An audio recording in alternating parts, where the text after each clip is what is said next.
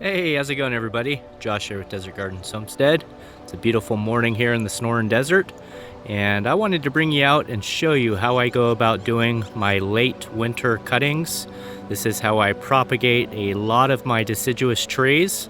In this case today, I'm going to show you how I propagate Pakistan mulberry, which is a very desirous mulberry variety. And this is our specimen. This is a Pakistan mulberry I've had in the ground now for about 5 or 6 years. Now you want to take these cuttings when the tree is still dormant before any of the buds open up. And I also like to do this in combination with my pruning, so a lot of the cuttings that I take are going to be the interior facing water sucker type stems that I would typically prune out anyway. So I've got a good selection here. Let me show you what I've got.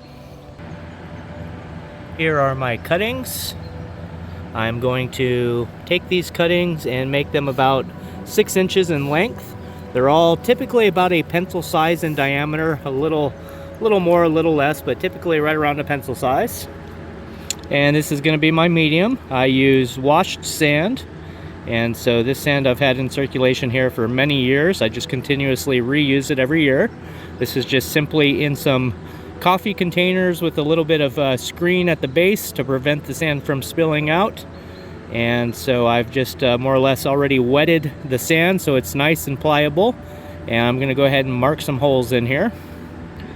Try to maximize the amount that I can fit into the container. And so I just usually do them within about an inch spacing. And I usually count as I'm going.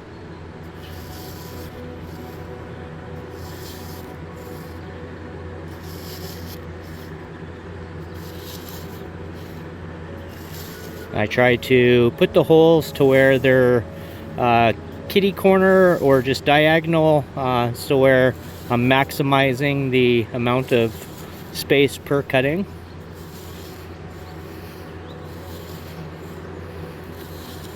And there we go. So I have room in here for 16 cuttings. Okay, I'm going to show you how I prepare a cutting. So here we have a cutting that's about 1 foot in length. Just going to go ahead and cut off the bend here. And then I'm going to make this cutting about 6 inches, give or take. I'm going to go right above a node. And I always want to have a node at the bottom, so this is pretty much dead space. And so I'll just cut that off. There we have 2 good cuttings. And so what I want to do to prepare these to put into the hole is I grab my cloning gel. I prefer this brand just because it does a remarkable job. I've used all kinds of gels and powders in the past, and from my experience this one works the best. So before I dip it, what I like to do is just score the cutting. Always remember the orientation of the cutting so you're not doing it backwards or upside down. The mulberries are pretty easy, but what I like to do is just score the base in a few different locations, usually just going around, and that'll help with the rooting. And so once you have it scored like that, you can go ahead and dip it into the rooting hormone. This bottle's almost done, but I should have enough to do this job. Okay, and there's the rooting hormone on the cutting. Just going to allow it to get as much of that scored area as possible. Once I'm satisfied with it, I'll go ahead and put it into the pre-made hole. And once it's in there, I'm just going to lightly pack around it. And so that one is done. Now for my next one, just go ahead and you're not going deep, you're just more or less exposing the cambium layer, which is that light green section underneath the bark. And so it's just a really light score to expose that. If you go a little deep, it's fine. You'll still have some of the cambium exposed.